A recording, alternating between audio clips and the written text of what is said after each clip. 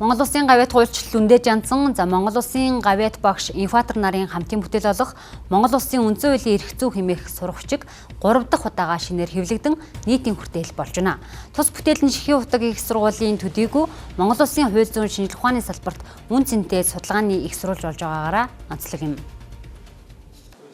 Монгол Улсын төр эрх зүйн түүхэн уламжлал бүтээл Монгол Улсын их дээд сургууль эрдэм шинжилгээний судалгааны байгууллагын суралцагч судлаачдын судалгааны нэг хэрэгцээт их сурвалж ширээний ном нь болсон. За анх 1998 онд шинжилгээ ухааны технологийн сангийн шилдэг бүтээлээр шалгарч 2008 онд Японы шашин нийгмийн нэрт зүтгэлтэн Кирмиягийн нэрэмжит шагнал хүртсэн бүтээл юм а. Инфатор багш бид хоёрын энэ үндсэн хуулийн эрх зүй бол одоо Монгол Улсын үндсэн хууль түүний оруулсан өөрчлөлтүүд босоод одоо үндсэн хуулийн эрх зүйн онол за үндсэн хуулийн түүхэн хөгжил тэгээ үндсэн хуулийн гол асуудлуудыг бол тайлбарлан одоо бас харьцуулсан эрх зүйн үүднээс бас термин авч үзэж эргэлтэнд оруулж байгаа ийм бүтээл. Энэ Монголын төр эрх зүйн түүхэн уламжлал гэдэг номыг ер нь ёстой хүчээ шахсан да.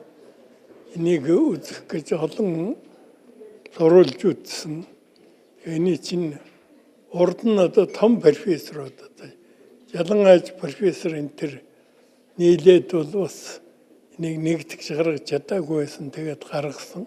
Анх 1997 онд нийтийн хүртээл болгосон Монгол Улсын 5000 гаруй жилийн төрч ёсны түүхийг нэгтгэн дүгнсэн энэ бүтээлийг дэлхийд нэртэй хэвлэлийн газар одоо дэлхийн эрдмийн сангийн эргэлтэнд оруулж байгаагаараа бол энэ ном бол их чухал ач холбогдолтой.